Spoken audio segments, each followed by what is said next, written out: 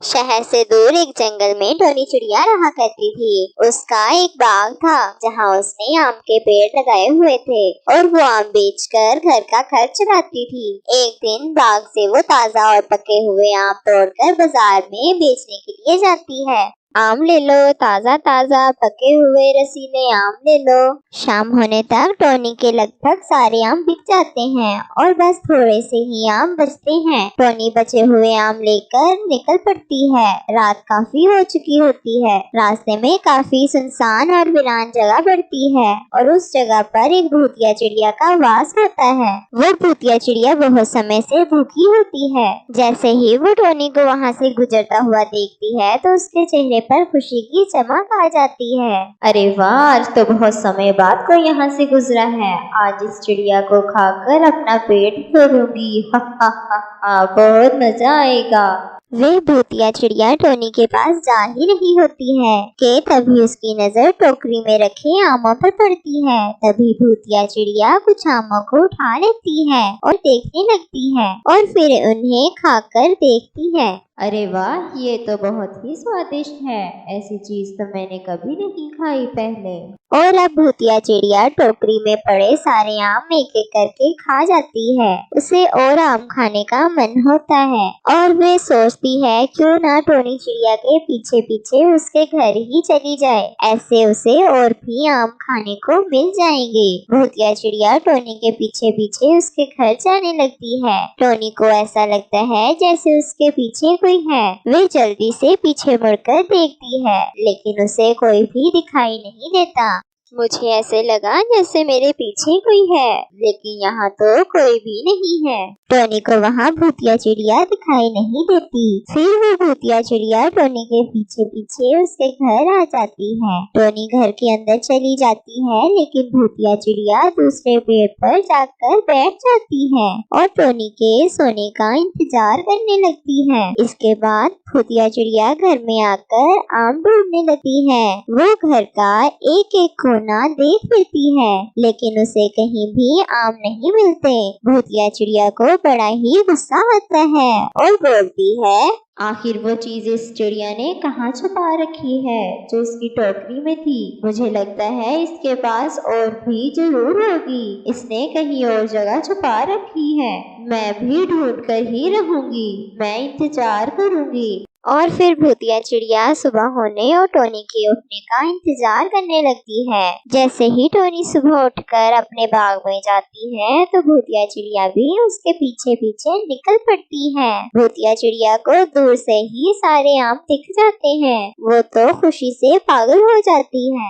अरे वाह, मुझे लग ही रहा था कि इसने ये चीज कहीं और छुपा कर रखी होगी। फिर टोनी चिड़िया थोड़ी देर के लिए किसी काम से जाती है और इतने में ही भूतिया चिड़िया पेड़ों पर लगे सारे आम खा जाती है। जब टोनी चिड़िया वापस अपने आम के बाग में आती है और अचानक से सारे आम गायब देखकर परेशान हो जाती है। हे ऊपर वाले, ये सारे के सारे आम अचानक से कहाँ गायब हो गए? आजकल बाजार में आम की कितनी डिमांड है और यहाँ तो सारे के सारे आम भी गायब हो गए हैं। मेरा तो बहुत ज्यादा नुकसान हो गया है। अब मैं करूँ तो क्या करूँ? फिर टोनी चिड़िया जोर जोर से रोने लगती है। उसकी कई महीनों की मेहनत बर्बाद हो जाती है। भूतिया चिड़िया टोनी को ऐसे रोता देखती है तो उसे बहुत ही बुरा लगता है और वो सोचने लगती है कि कैसे वो सब ठीक करे जिससे इस भली टोनी चिड़िया का कोई नुकसान ना हो। मेरी वजह से इस भली चिड़िया का इतना नुकसान हो गया। इसके सारे आम मैं खा गई। अब मैं ही इसके नुकसान की भरपाई करूंगी। और फिर अगले दिन टोनी परेशानी से बीमार पड़ जाती है। टोनी चिड़िया का बाग में जाना बिल्कुल ही बंद हो गया था। तब भूतिया चिड़िया खुद बाग में काम करने लगती है। वो अच्छे से बाग की सफाई करके कुछ नए आम के पौधे लगाती है। उसके बाद हर रोज पौधों को पानी डालने आती। बहुत ज्यादा मेहनत के बाद वो पौधे उगने शुरू हो जाते हैं। भूतिया चिड़िया ये देखकर बहुत ही खुश हो जाती है। अब कुछ ही दिनों में इन पर आम भी लग जाएंगे। लेकिन जल्द ही भूतिया चिड़िया को पता चल जाता है कि इन पौधों पर इतनी जल्दी आम नहीं लगेंगे। फिर वो इनको जल्दी बड़ा करने का उपाय सोचने लगती है। और फिर भूतिया चिड़िया टोनी के पास जाती है और उसे सारी बात बताती है। और टोनी चिड़िया, तुम्हारी परेशानी का उपाय मेरे पास है। मेरी वजह से ही तुम्हारा नुकसान हुआ है, इसे ठीक भी मैं ही करूँगी। लेकिन भूतिया चिड़िया जी, इतनी जल्दी आम का पौधा कैसे बड़ा होकर पेड़ बनेगा और कैसे इन पर इतनी जल्दी से आम लगेंगे?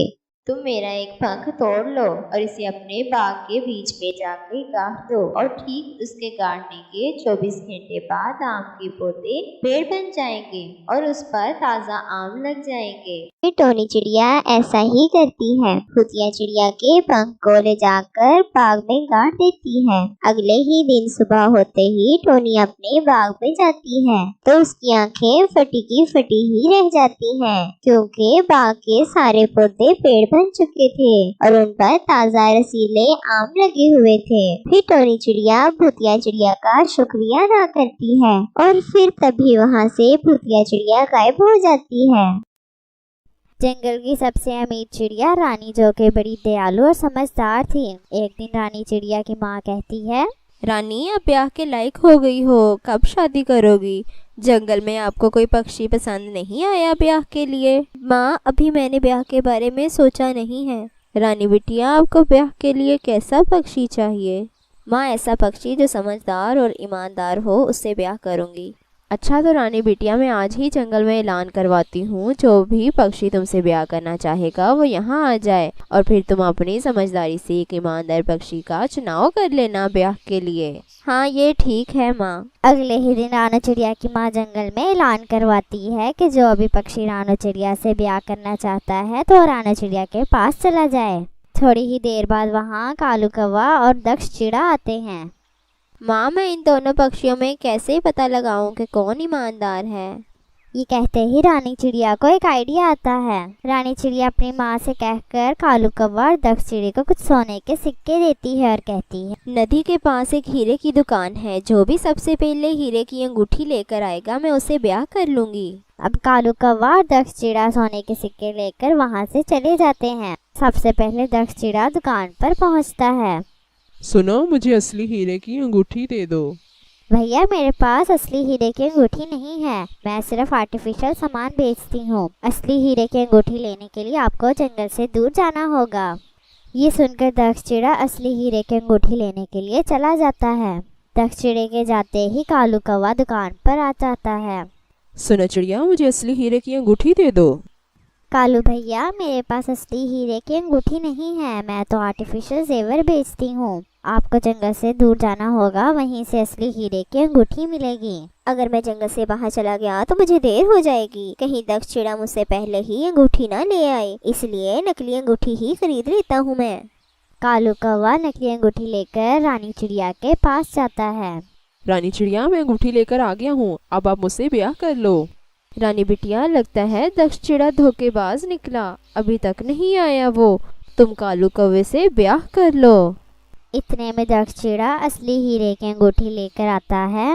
रानी चिड़िया सुनार तोते को बुलाकर कहती है, भैया, जरा इन दोनों अंगूठियों को देखकर बताओ कि इनमें से कौन सी अंगूठी असली हीरे की है। हाँ रानी चिड़िया, मैं अभी बताता हूँ, आप फिक्र ना करें। सुनार तोता दोनों अंगूठियां देखता है और बताता है कि दक्ष चिड़े की अंगूठी असली है। ये देखकर रानी चिड़िया कहती है, कालू कौवे, तुम यहाँ से चले जाओ, तुम धोखेबाज हो, मैं तुमसे शादी नहीं करूँगी। कालू कौवा शर्मिंदा होकर वहाँ से चला जाता है। अब रानी चिड़िया और दक्ष चिड़े की शादी हो जाती है। दोनों एक साथ खुशी खुशी रहने लगते हैं। बहुत समय पहले एक जंगल में रानी चिड़िया अपने पति के साथ रहती थी। उसके ब्याह को 5 साल हो गए थे, लेकिन इसकी कोई संतान न हुई, जिसकी वजह से रानी चिड़िया बड़ी दुखी रहती। आकाश ने रानी चिड़िया का बहुत इलाज करवाया, लेकिन कोई भी फायदा नहीं हुआ। एक दिन रानी चिड़िया जंगल में भोजन ढूंढ रही थी कि अचानक इसकी नजर जमीन पर गिरे हुए अंडे पर पड़ी। आखिर न जाने इस जंगल में ये किसका अंडा गिरा हुआ है। रानी चिड़िया इस अंडे को लेकर घर आ जाती है। रानी इस अंडे के माता पिता को ढूंढने की बहुत कोशिश करती है, लेकिन वो नहीं ढूंढ पाती। लगता है ये ऊपर वाले की इमानत है, ऊपर वाले ने इसे मेरे लिए भेजा है। अब से ये मेरा बच्चा है, मैं तुम्हारी माँ की तरह देखभाल करूँगी। कुछ दिनों के बाद अंडे से कबूतर का बच्चा निकलता है, जिसे देखकर रानी चिड़िया और आकाश बहुत खुश हो जाते हैं और इसका नाम अनन्या रख देते हैं। रानो और अनन्या के आने से हमारा जीवन खुशियों से भर गया है। कुछ समय बीत जाने के बाद रानो चिड़िया भी एक अंडा दे देती है।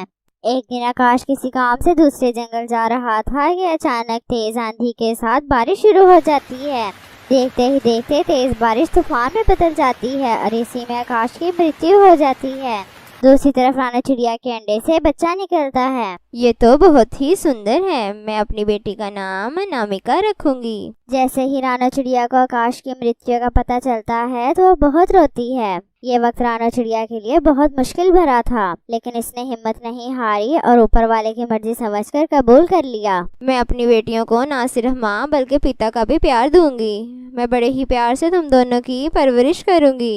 अब दोनों ही बेटियां बड़ी हो गई थीं। दोनों बेटियां बहुत ही सुंदर थीं और दोनों के स्वभाव में जमीन आसमान का अंतर था। जहां अनन्या दयालु और नेक थी, वहीं अनामिका नकचिड़ी और घमंडी थी। एक दिन रानो चिड़िया 2 आम लेकर आती है। आज तो मुझे अपनी बेटियों की पसंद का भोजन मिल गया है। दोनों ही जब आम देखेंगी तो बहुत खुश हो जाएंगी। माँ, आज तो आप मेरी पसंद का भोजन लेकर आई हैं। अपने हिस्से का आम खाने के बाद अनामिका कहती है, माँ, मुझे दूसरा आम भी खाने को दो ना। ये तुम्हारी दीदी के लिए है, वो अभी घर आती ही होगी। ये सुनकर अनामिका अपनी माँ से कहती है, माँ, मुझे ऐसा क्यों लगता है कि अनन्या दीदी नहीं, मैं आपकी सौतेली बेटी हूँ। अब हर वक्त उससे मुझसे ज्यादा प्यार करती हैं। ऐसा नहीं है अनामिका, मेरे लिए तुम दोनों एक ही बराबर हो। ये कहकर रानो चिड़िया बाहर चली जाती है। जैसे ही रानो चिड़िया बाहर जाती है, अनामिका अपनी दीदी अनन्या का आम भी खा जाती है। थोड़ी ही देर बाद रानो चिड़िया और अनन्या दोनों ही घर वापस आ जाती। माँ, बहुत भूख लगी है, जल्दी से भोजन दो।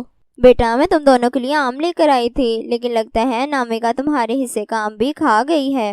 कोई बात नहीं माँ, मैं कुछ और खा लेती हूँ। अनन्या को जो रूखा सूखा मिलता इसी में खुश हो जाती और अपनी माँ के हर काम में हाथ बटाती। एक दिन अनन्या अपनी माँ के साथ भोजन की तलाश कर रही थी कि इसे एक खूबसूरत हार मिलता है। ये हार तो बहुत सुंदर है, न जाने ये हार किसका है। ये कहकर अनन्या हार गले में पहन लेती है। हार पहनने के बाद अनन्या जिस चीज को भी हाथ लगाती वो सोने की हो जाती। इतने में अनन्या की माँ आ जाती है और कहती है, अनन्या ये कैसे हुआ? माँ, जब से मैंने ये हार पहना है, जिस भी चीज को छूती हूँ वो सोना बन जाती है। अनन्या, ये सब तुम्हारे अच्छे कर्मों का नतीजा है। फिर रानो चिड़िया और अनन्या दोनों ही घर आ जाती हैं। अनन्या अपनी माँ से कहती है, माँ, इस हार की मदद से मैं गरीब पक्षियों की मदद करूँगी। फिर रानो और अनन्या जादुई हार से मिलने वाले सोने से गरीब पक्षियों की मदद करती हैं। ये सब देखकर अनामिका अपनी दीदी अनन्या से पहले से भी ज्यादा जलने लगती है। फिर एक दिन अनामिका जादुई हार पहन लेती है। ऐ जादुई हार, तो मुझे खूबसूरत और अमीर बना दे। ये कहते ही अनामिका एक बदसूरत काली कवि में बदल जाती है और बहुत ही गरीब हो जाती है। अनामिका अपने किए पर बहुत पछताती है। इस कहानी से हमें सीख मिलती है कि लालच बुरी बला है।